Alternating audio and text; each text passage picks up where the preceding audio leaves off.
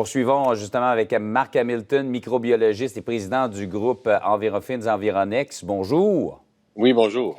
On a appris d'ailleurs chez nous, parce que là, les gens commencent à s'inquiéter. Là, on a un deuxième cas probable qui nous est annoncé ce matin. Évidemment, on a vu des gens commencer à porter des masques.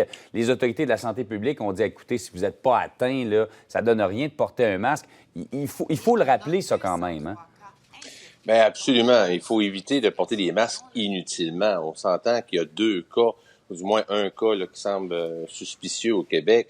Quand on porte un masque, c'est parce qu'on est on est avec des gens qui sont à risque, ou même les personnes qui sont atteintes du virus doivent porter des masques. Mais en temps normal, quand vous êtes au travail, à la maison, ça ne sert absolument rien de porter des masques. Il n'y a pas de menace qui tourne autour de nous présentement. Donc, c'est pas parce qu'on en voit en Chine, qu'on en voit dans d'autres pays, que présentement, c'est urgent d'en mettre absolument. Là. Je pense que c'est un gaspillage au moment où on se parle. On a appris ces derniers jours là, entre autres, les wagons du métro de Montréal allaient être nettoyés de façon plus fréquente. Est-ce qu'effectivement, un vecteur de transmission peut être le fait de fréquenter les transports en commun? Est-ce qu'il faut s'inquiéter de ça? Ou alors les mesures avec un nettoyage plus fréquent, ça peut faire le travail? Bien, je dirais de laver plus souvent, de désinfecter plus souvent les surfaces de contact en milieu public, c'est une excellente chose. On s'entend que je crois qu'avant, il lavait une fois par mois. Maintenant, c'est une fois par semaine. C'est déjà 4 fois mieux qu'avant. Mais est-ce suffisant? La réponse est, savez-vous que le virus peut vivre? Bien, on parle de coronavirus, mais toute forme de virus, telle la grippe, le rhume, les bactéries qu'on a au niveau des mains, peuvent être sur une surface et être actives pendant plus de 3 heures. Donc, c'est évident que même si on lave comme faut toutes les surfaces de contact dans les milieux publics, quand le produit est évaporé, il ne fait plus effet, donc ils peuvent revenir contaminés.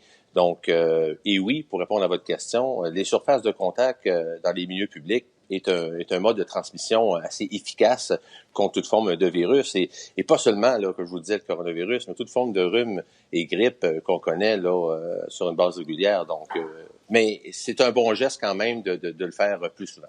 Oui, ça nous ramène à la base. Donc, c'est pas juste le fait que les gens toussent autour de nous ou éternuent, que c'est projeté dans l'air par lequel on peut être contaminé. Il y a également toutes les surfaces, on peut en nommer, là, de tous les lieux publics, ce qui nous ramène, encore une fois, on en parle souvent, M. Hamilton, à l'essentiel. Moi, honnêtement, là, je me suis jamais autant lavé les mains de ma vie. Je pense que depuis une semaine ou 2, là, je me lave les mains 25, 30, 40 fois par jour.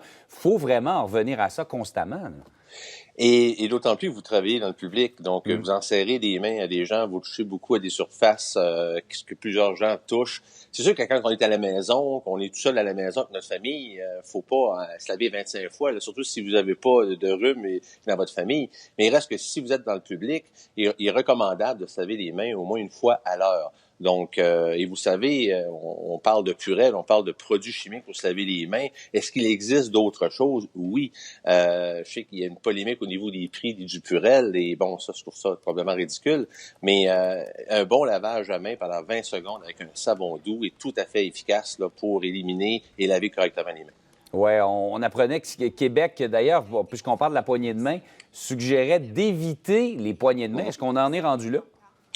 Ben, écoutez, je dirais, c'est une bonne mesure à prendre au cas où. Je sais que présentement, parce que les gens voyagent beaucoup, il y a des entreprises aussi, que des gens de partout voyagent encore, et ils arrivent de différents pays, donc on ne sait jamais où est-ce que les gens ont pu provenir ou serrer les mains d'un individu qui est dans un autre pays. Donc c'est sûr que d'éviter les hugs, autrement dit les rapprochements, les serrages de main ou même la bise, comme des fois les gens font, présentement, surtout en cette période là où est-ce qu'on est en crise, c'est à éviter naturellement. Oui, on redeviendra un petit peu plus chaleureux quand le risque sera passé, bien qu'il n'est pas énorme encore pour l'instant, mais vaut mieux être prudent. M. Hamilton, merci beaucoup d'avoir été avec nous ce matin.